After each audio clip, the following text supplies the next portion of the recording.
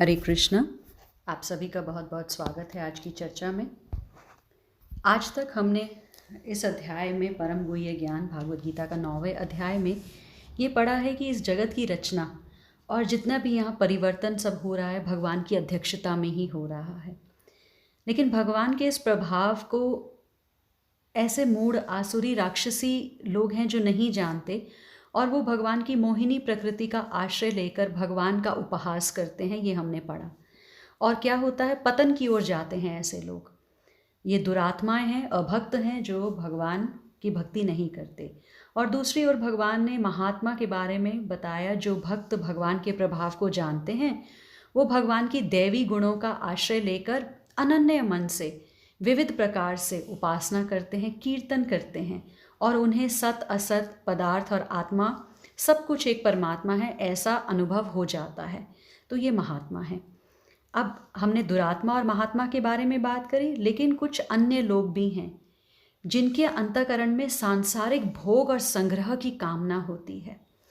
वे वास्तविक तत्व को न जानकर भगवान से विमुख होकर स्वर्ग आदि लोकों के भोगों की प्राप्ति के लिए क्या करते हैं, सकाम भावपूर्वक यज्ञ आदि अनुष्ठान करते हैं, जिनका विवरण आता है वेदों में।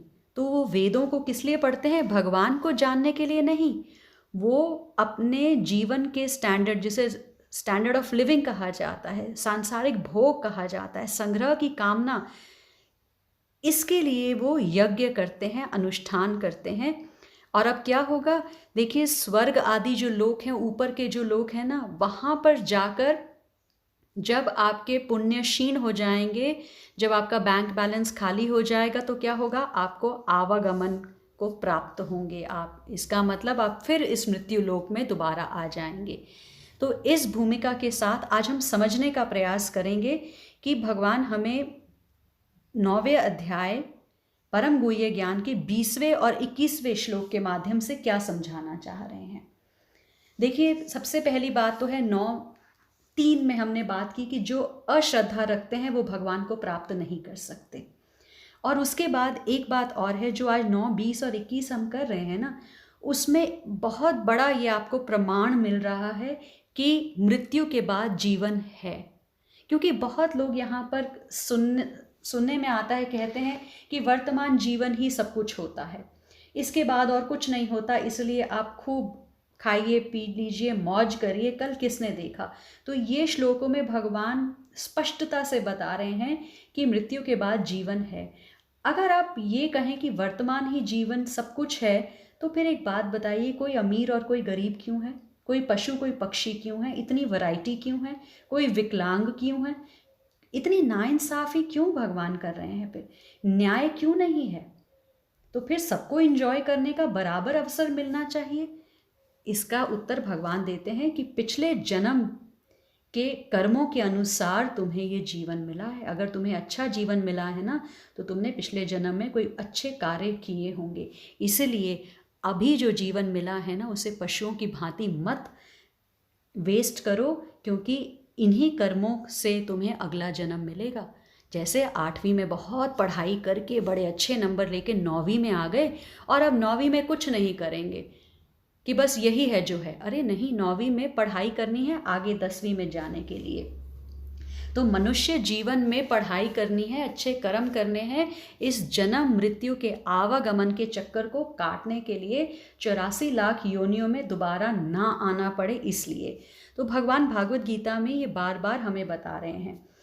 भगवान बहुत क्लियरली बताते हैं कि जो लोग इनडायरेक्टली मेरी पूजा करते हैं वो देवताओं के माध्यम से करते हैं। जैसे उन्हें माता लक्ष्मी की सेवा करेंगे, लक्ष्मी धन पाने के लिए, इंद्र अनुष्ठान यज्ञ करेंगे बारिश पाने के लिए, सरस्वती देवी माता की अनुष्ठान यज्ञ करेंगे, प्रार्थना करेंगे विद्या ज्ञान पाने के लिए। और जबकि ये सब कुछ भगवान ही सैंक्शनिंग ऑफिसर हैं, ग्रांट कर रहे हैं।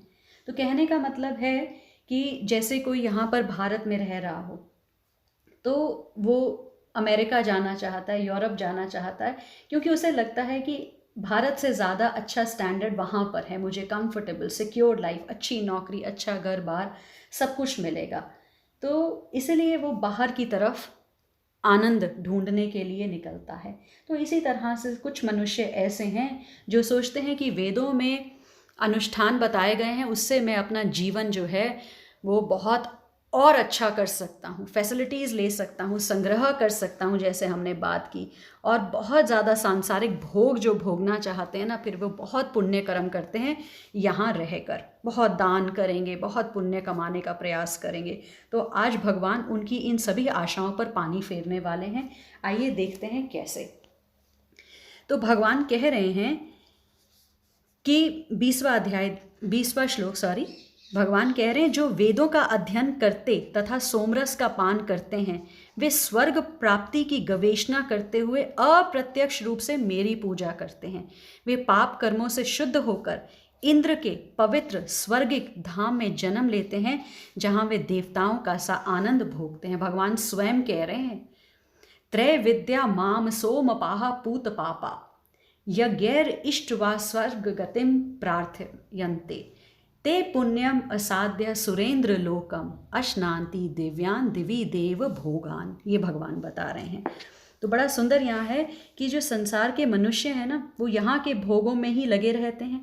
उन्हें भी जो विशेष, लेकिन उनमें से जो विशेष बुद्धिमान होते हैं, उनके हृदय में क्या रहता है कि ये जो ऋग्वेद, सामवेद, यजुर्वेद है ना, इन तीनों वेदों में जो सकाम कर्मों का और उनके फलों का वर्णन उन्होंने सुना होता है,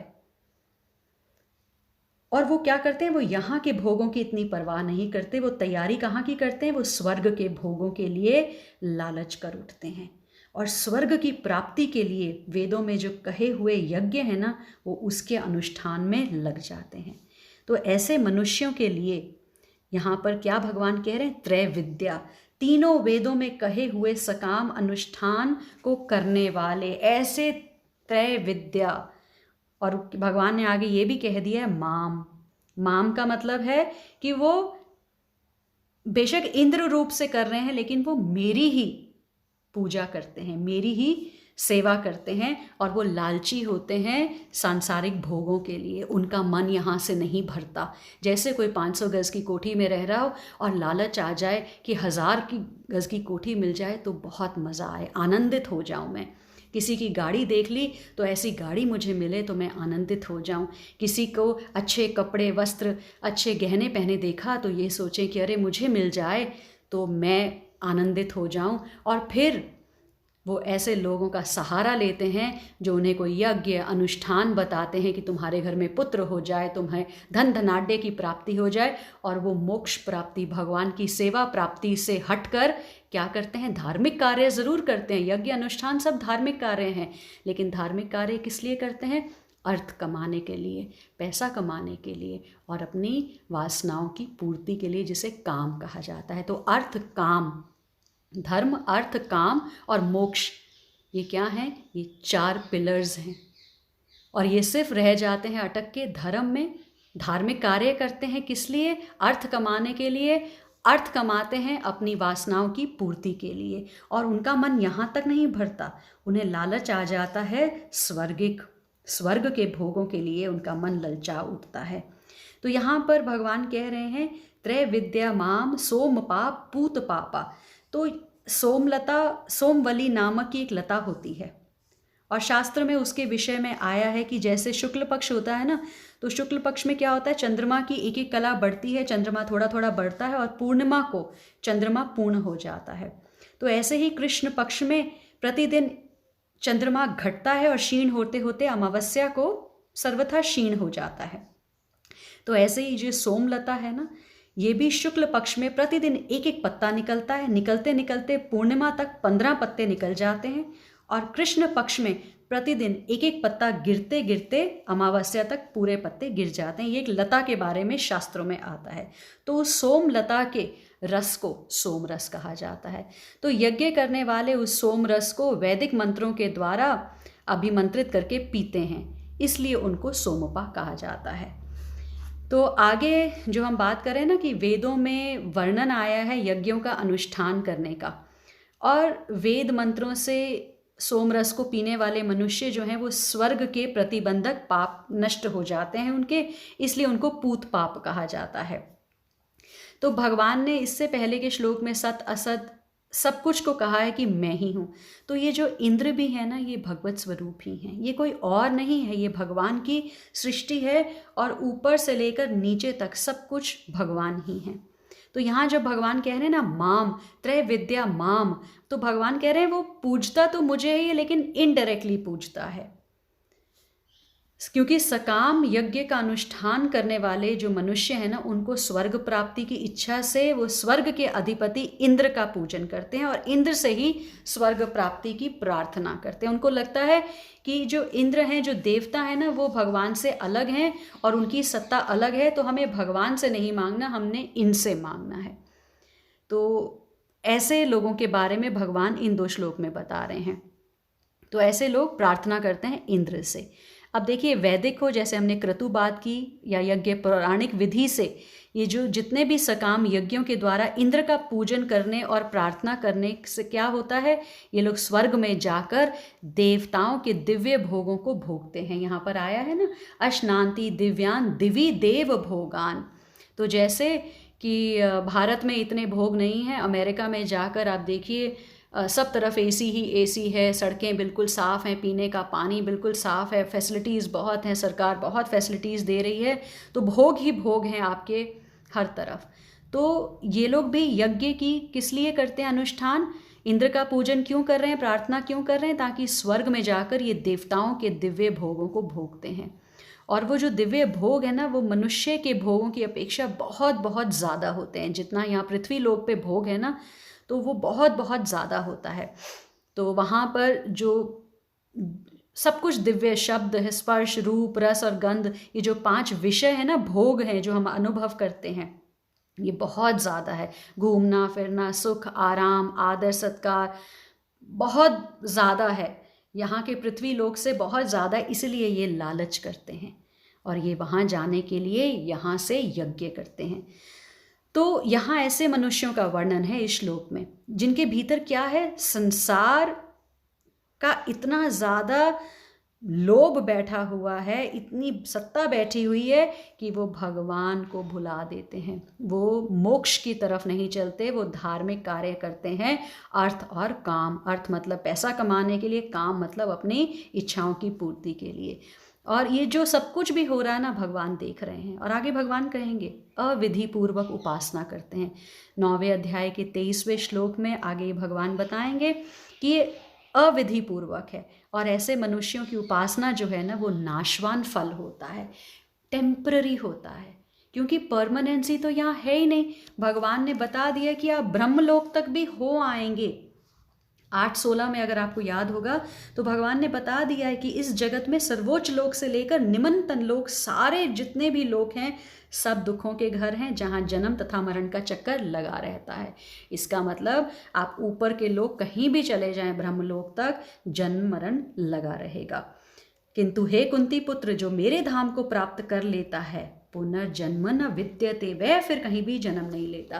देखिए, हमने स्टीव जॉब्स का भी सुना है। अमेरिका में कौन नहीं एप्पल कंपनी में काम करना चाहता, सब करना चाहते हैं, लेकिन क्या हुआ, जैसे अमेरिका जाकर भी मृत्यु है, जरा है, व्याधि है, इसी तरह से आप इंद्रलोक या ब्रह्मलोक कहीं भी चले जाएं, कितनी भी आपके पास सुख सुविधाएं क्यों ना हो, आप कितना भी वहाँ पर अमीर क्यों ना हो जाएं, आपने कितना ही पुण्य क्यों नहीं खट लिया हो, स्वर्गिक जीवन क्यों नहीं जी रहे हो, एक बात याद रखिए, मृत्यु वहाँ भी आएगी। पुनरपि जन्म पुनरपि मरण, आपको माता की कोख में फिर आना पड़ेगा। तो इसीलिए जो देवता हैं, उनकी यज्ञ अनुष्ठान करके, उपासना करके आप अपने अर्थ काम की जो इच्छा है उसे पूर्ण कर सकते हैं, लेकिन मोक्ष जन्म मृत्यु के चक्रव्यूह से आप नहीं निकल सकते। प्रेम की प्राप्ति आपको नहीं होगी, क्योंकि पंचम पुरुषार्थ है कृष्ण प्रेम, और वो तो सिर्फ भगवान के शुद्ध भक्तों के संग में रह के, नाम जप करके, कीर्तन करके अर्च विग्रह सेवन करके भगवान की सेवा करके ही कृष्ण प्रेम की प्राप्ति हो सकती है और अन्य किसी भी तरह से प्राप्त नहीं हो सकता। तो भगवान इन दोनों श्लोकों के माध्यम से उन लोगों के बारे में बात करें जो वेदों का अध्ययन करते हैं और इस तरह से ऊपर स्वर्ग की तरफ जाते हैं। तो हमने बात की महात्मा की, जो महान आत्माएं हैं उनका क्या लक्षण है, सततम कीर्तयन्तो माम, 9:14 भागवत गीता आप देख लीजिए। तो वो 24 घंटे ही क्या करते रहते हैं, भगवान के प्रेममय सेवा में लगे रहते हैं। और कैसे लगते हैं, यतन करते हैं, यतन्तश्च दृढ़व्रता, और वो भगवान की सेवा करते रहते हैं दृढ़ व्रत होके। तो ये फर्स्ट क्लास हैं, महात्मा हैं। और उसके बाद जैसे हमने बात की कि कुछ लोग भगवान को समझने का प्रयास करते हैं और अपने आप को ही वो क्या कहते हैं, मैं भी परमात्मा तुम भी परमात्मा, जैसे हमने पहले भी बात की अहम ब्रह्मोस्मि। तो ऐसे लोग हैं, तो इन्हें भक्त नहीं कहा जाएगा, ये आध्यात्मिकवादी हैं, ये प्रयास कर रहे हैं आध्यात्म का लेकिन गलत तरीके से। लेकिन हाँ, अगर इन्हें कोई शुद्ध भक्त का संग मिल जाए तो ये समझ सकते हैं कि मैं परमात्मा नहीं हूँ, तुम परमात्मा नहीं हो, परमात्मा के हम सब अंश हैं, जैसा परमात्मा कह रहे हैं ममैवांशो। तो फिर ये और आगे इस आध्यात्मिक पथ पर उन्नति कर सकते हैं और अपने लक्ष्य, परम लक्ष्य जो भगवान श्री कृष्ण हैं, जैसे भगवान ने पीछे श्लोकों में भी कहा कि मैं ही साक्षी हूँ, मैं ही परम लक्ष्य हूँ, तो उसे वो समझ सकते हैं अगर उन्हें किसी का ऐसा साथ मिल जाए तो। जैसे भगवान ने श्लोक संख्या 17 में कहा है, मैं ही लक्ष्य पालन करता, साक्षी धाम शरण स्थली सब कुछ हूँ। तो ये अल्टीमेट गोल है, ये परम लक्ष्य है और ये डायरेक्ट मेथड है। तो कृष्ण भावना भावित होना, और जिस तरह से चैतन्य महाप्रभु ने बताया, कलाउ नास्तेवा नास्तेवा नास्तेवा गतिर अन्यथा, इस कलयुग में और कुछ नहीं है, कोई गति नहीं है, कलयुग केवल नाम आधारा। ये डायरेक्ट है, बिल्कुल डायरेक्ट एक्शन है।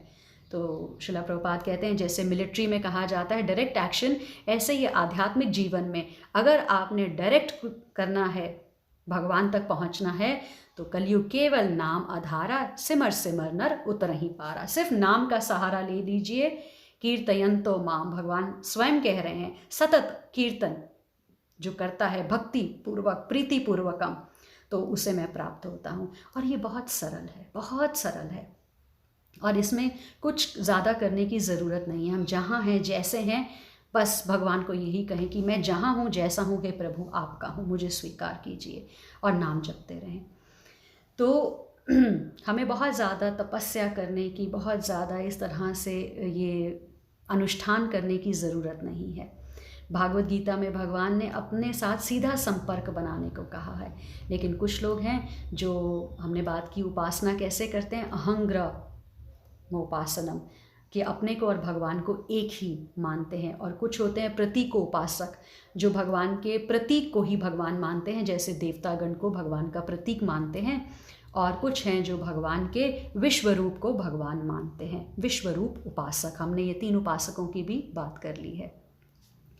तो आज भगवान जो बता रहे हैं ना, देव भोगान, यहाँ देखिए इस श्लोक में आया है ये पद, देव भोगान अश्नंती दिव्य दिव्य देव भोगान। तो देव भोगान का मतलब है कि स्टैंडर्ड ऑफ लिविंग, जैसे अभी हमने बात करी कि अमेरिका और यूरोप में स्टैंडर्ड ऑफ लिविंग बहुत ज़्यादा है, तो ऐसे लोग उधर की तरफ भागते हैं भारत से। तो ऐसे ही इस पृथ्वी से स्वर्ग की तरफ ये लोग भागते हैं, क्योंकि इन्हें वेदों का ज्ञान हो गया है। देखिए, वेदों में कर्म कांड के बारे में भी है, ज्ञान कांड के बारे में भी है, और उपासना कांड के भी बारे में है।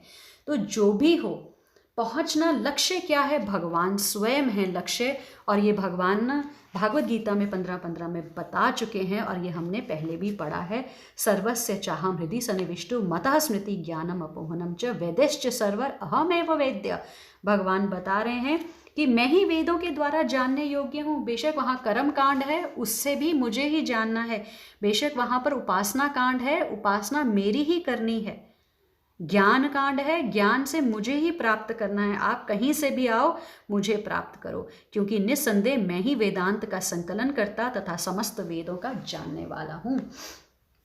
तो हम क्या करने लगे, हमने उसे अपने ही मतलब के लिए वेदों को तोड़ मरोड़ के अनुष्ठान निकाल लिए।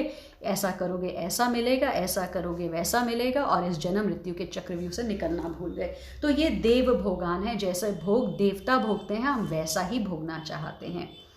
तो सुरेंद्र लोकम कहा गया है, इंद्रलोक को यहाँ बता रहे हैं कि जहाँ पर सब देवता रहते हैं। तो हम यहाँ पर तो देखिए इमेजिन नहीं कर सकते, अगर कोई छोटे से गांव में रहता है तो उससे अगर हम यूरोप या अमेरिका की बात बताएं तो वो नहीं समझ सकता। इसी तरह से जो पृथ्वी पर रहते हैं वो नहीं समझ सकते कि देवताओं का कितना ऐश्वर्य है, उनकी उम्र भी बहुत लंबी है और उनका ऐश्वर्य भी बहुत ज़्यादा है। तो भागवत गीता में यहाँ पर भगवान इन शब्दों से बता रहे हैं कि वो इसलिए लालच कर जाते हैं कि हम वहाँ जाएंगे और यहाँ से बहुत बहुत ज़्यादा हम भोग करेंगे। तो जैसे मैंने कहा, कर्म कांड है, उपासना कांड है, ज्ञान कांड है, एक ही लक्ष्य होना चाहिए और वो लक्ष्य है भगवान।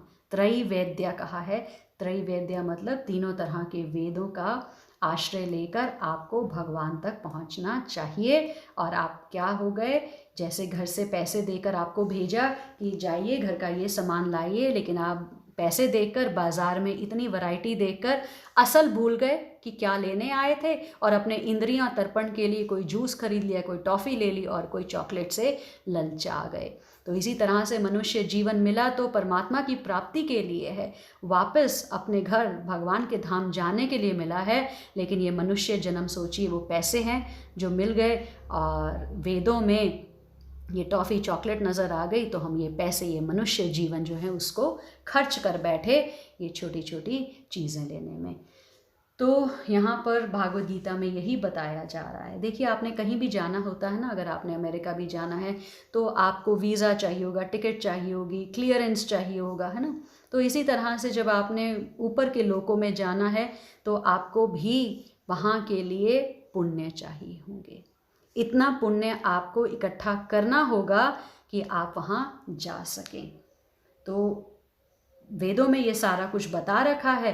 तो इसलिए जो ऐसे लोग होते हैं, देखिए भगवान ने बुद्धि तो दी आपको कि आप भगवान की प्राप्ति करें, और आप बुद्धि कहाँ लगा रहे हैं, आप अपने लिए स्वर्ग में एक सीट बुक करना चाह रहे हैं। और सिर्फ स्वर्ग नहीं है, ऊपर और भी लोक हैं, जैसे स्वर्ग लोक, जन लोक, तप लोक, महर लोक, ये सब आता है वर्णन। जब हम श्रीमद् भागवतम करेंगे तो पढ़ेंगे कि पृथ्वी बीच में है, नीचे सूतल वितल पताल ये नीचे के लोक हैं, और ऊपर के लोक हैं जन लोक, तप लोक, महर लोक, स्वर्ग लोक। तो सबसे ऊपर है ब्रह्मलोक। तो इस तरह से ये जो हैं ये अपने पाप यहाँ पर जो हैं उनको काटते हैं, पुण्य कमाते हैं और स्वर्ग की तरफ जाने का अपना रास्ता खोलते हैं। तो इनकी जो ये सारी की सारी चेष्टाएं हैं, भगवान उन्हें कैसे खंडित करते हैं वो आगे भगवान बता रहे हैं अगले ही श्लोक में। क्योंकि भगवान ने कह दिया, यद गत्वा न निवर्तन्ते तद धाम परमम मम। भगवान 5-6 में भी बता रहे हैं कि कृष्ण लोक के बारे में भी बता रहे हैं कि जहाँ जाकर तुम वापस नहीं आओगे। और इन दोनों श्लोकों में सुरेंद्र लोक के बारे में बताया जा रहा है। अशनांति की बहुत ज़्यादा भोग करते हैं। कितना भोग करते हैं? दिव्यान, दिव्य भोग है, दिवी दिवा भोगान, कि बहुत ज़्यादा कंफर्ट्स हैं वहाँ पर। और ये सब कुछ इन्फॉर्मेशन कहाँ से इन्होंने निकाली है? इन्होंने वेदों में से ये इन्फॉर्मेशन निकाली है। अब भगवान इनकी सारी चेष्टाओं पर पानी कैसे फेरते हैं ये हम अगला श्लोक पढ़ते हैं। देखिए भगवान क्या कह रहे हैं श्लोक संख्या 21 में। ये बहुत ज़रूरी है हमारे लिए समझना। भगवान कह रहे हैं, ते तम भुक्त्वा स्वर्गलोकम विशालम क्षीणे पुण्य मृत्युलोकम विशन्ति एव त्रिय धर्म मनु प्रपन्ना गतागतम काम कामा लभन्ते।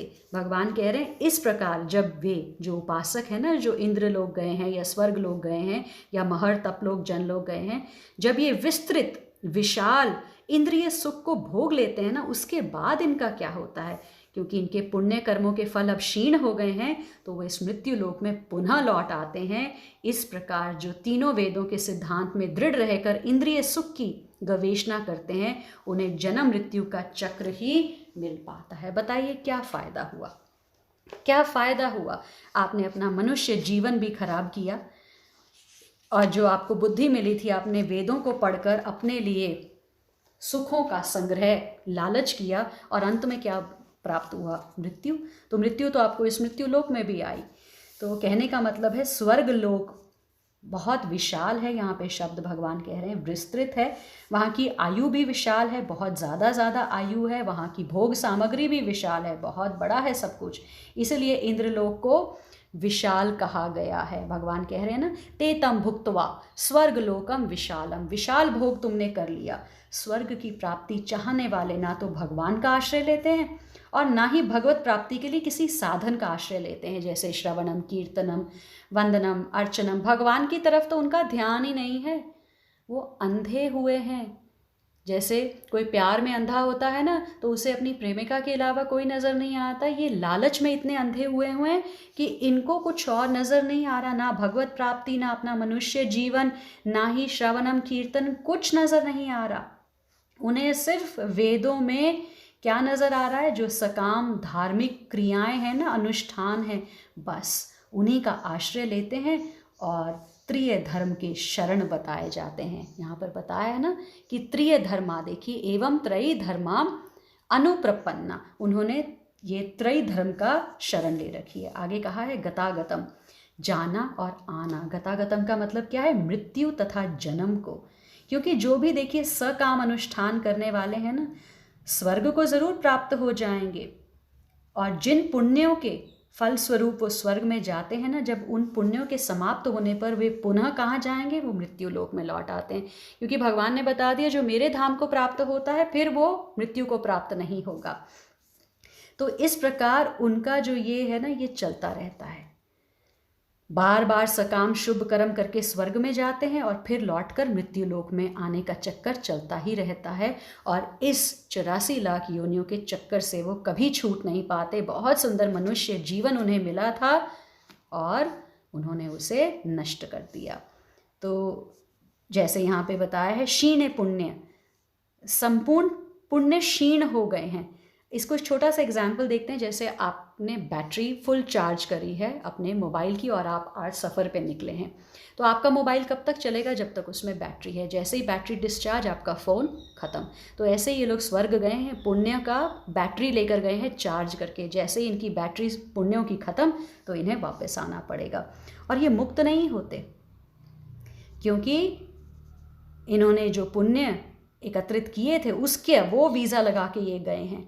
ये भगवत प्राप्त नहीं हुए हैं, तो ये मुक्त नहीं हुए हैं और आवागमन को प्राप्त हुए हैं। तो यहाँ पर भगवान इसलिए कह रहे हैं क्षीणे पुण्य। स्वर्ग के जब इनके ये क्षीण हो जाएंगे पुण्य, तो फिर स्वर्ग प्राप्त जो इनको हुआ है ये भोगने के समाप्त हो जाएगा और संपूर्ण जो पुण्य समाप्त होने पर इन्हें फिर वापस आना पड़ेगा। गतागतम, ये बड़ा रिस्की काम है जो ये लोग रिस्क लेते हैं।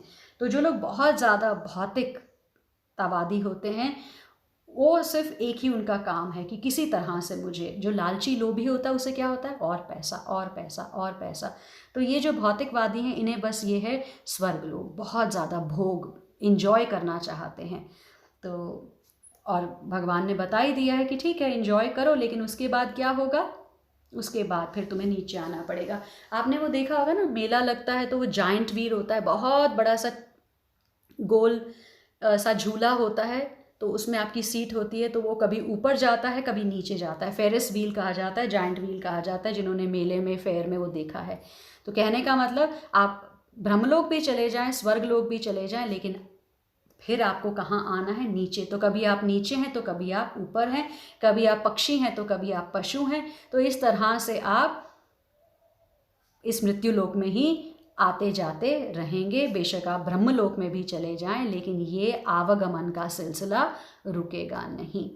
तो आप सिर्फ थोड़ी सी सुविधाओं के लिए आपने ये रिस्क लिया। जैसे आज मेरा ये घर पुराना है, मैं इसको तोड़ दूं फिर नया घर बना लूं, ठीक है, कितना सुख ये मुझे मिल जाएगा, कितना सुख मुझे मिल जाएगा। तो जो भौतिकवादी है ना, उनको बस यही लगा रहता है 500 से 1000 में चला जाऊं, 1000 से 2000 गज में चला जाऊं, और उन्हें ये नहीं समझ में आ रहा कि मैं ये नहीं करने आया, तो मैं क्या करने आया हूँ? न ते विदु स्वार्था गतिम ही विष्णु, कि मेरा जो स्वार्थ है, मेरी जो गति है, वो भगवान के श्री चरण है। श्रीमद् भागवतम 7:5-31। तो ये परम लक्ष्य कभी नहीं आएगा, ये परफेक्शन कभी नहीं आएगी अगर तुम यही 2 का 4, 4 का 8 करने में लगे रहे, क्योंकि जो तुम्हारे पूर्व जन्मों के कर्म हैं वो तुम्हें मिलेगा ही मिलेगा। गतागतम, बार बार ये जन्म हो रहा है, बार बार ये मृत्यु हो रही है। तुम क्यों मूर्खों की तरह इसी साइकिल में पड़े हुए हो? क्यों बार बार तुम अपने इंद्रियों के तर्पण की वजह से इन काम वासनाओं को तुम क्यों नहीं कंट्रोल कर सकते? क्यों इंद्रियों के तर्पण में लगे हुए, क्यों इंद्रियों का निग्रह नहीं कर सकते? और ये जो निग्रह है, ये जो दमन करना है, ये ही मुझे मुक्त करने में मेरी मदद करेगा, यही भगवत प्राप्ति करवाएगा। ये बस समझना है मुझे ये समझना है कि अंधाधुंध, कहते हैं ना, एक अंधा दूसरे को खड्ड में ही गिराएगा। मुझे ऐसे लोगों का संग नहीं करना जो खुद तो अंधे हैं ही हैं और मुझे भी अपने पीछे लगा के उन्होंने खड्ड में ही गिराना है। मुझे भागवत गीता से ज्ञान मिल रहा है, भगवान बार बार प्रॉमिस कर रहे हैं, यद गत्वा न निवर्तन्ते तद धामा परमम ममा। तो मुझे भगवान के धाम जाना है, मुझे अपना आध्यात्मिक जीवन पे मुझे ध्यान देना है। मुझे ऐसे लोगों से कोई वास्ता नहीं, मुझे गंभीरता से एक सीरियस एटीट्यूड रखना है कि मैंने भगवान को इसी जन्म में पाना है। मुझे अपना नाम जप करना है, मुझे भागवत गीता, श्रीमद् भागवतम, ये सिद्धांत हैं, इनका अध्ययन करना है। और तब जाके वो प्रेम की गली खुलेगी। और प्रेम की जो गली है अति सांकरी, इसमें दो ही ना समाए, इसमें दो नहीं। फिर धीरे धीरे मुझे अकेले ही यहाँ पर चलना है और मेरे परमात्मा ही मुझे गाइड करेंगे। तो भौतिक उन्नति जो है वो मुझे खुशियाँ नहीं दे सकती। देखिए, आत्मा का स्वभाव है, वो आनंद की ही चाहना में रहती है। तो ये जो भौतिक सुविधाओं, सुख के साथ हम आनंद प्राप्त करना चाह रहे हैं ना, ये भ्रम है, इसे ही माया कहा गया। भगवान कह रहे हैं, देवी है ईशा गुणमयी मम माया दुरत्यया। तुम जन्म लगा दोगे तब भी मेरी माया ये दुस्तर है, पार नहीं कर पाओगे। और ये सिर्फ संभव है भगवान की कृपा से, सिर्फ और सिर्फ भगवान की अनुकंपा से, अकारण कृपा से संभव है ये। बस हम दृढ़व्रत हो जाएं, भजन परायण हो जाएं, गुरु के आश्रित हो जाएं, साधु संग में हो जाएं, शास्त्रों के विरुद्ध कोई आचरण ना करें, बस। तो फिर हमारा जीवन ये जो है वो परम लक्ष्य तक हमें ले जाएगा। तो जैसे कई लोग कहते हैं, अरे खाओ पियो मौज करो, तुम क्या माला जप कर रहे हो, क्या श्रीमद् भागवतम अध्ययन कर रहे हो, तुमने अपने जीवन को ये बना लिया है। तो भगवान उनके लिए क्या कह रहे हैं, अनन्यस चिंतयन्तो माम, जो मेरा अनन्य चिंतन करते रहते हैं ना, ये जना पर्युपासते तेषाम नित्याभियुक्ता नाम योगक्षेमम वहामयम। भगवान आगे बड़ा सुंदर बताएंगे कि जो मेरा आश्रय लेते हैं ना, उनको अपने योगक्षेम के लिए मन में चिंता, संकल्प, याचना नहीं करनी पड़ती। देखिए, जो लोग वेदों का आश्रय लेते हैं ना, देवताओं से उनको याचना और प्रार्थना करनी पड़ती है। लेकिन भगवान का जो आश्रय ले लेते हैं ना, उन्हें किसी तरह की चिंता, संकल्प, याचना नहीं करनी पड़ती। भगवान अगले श्लोक में 9:22 में बताएंगे कि कैसे मैं उनका जिम्मा लेता हूँ। आज के लिए इतना ही। हरे कृष्णा। भगवान की वाणी श्रीमद् भागवत गीता की जय।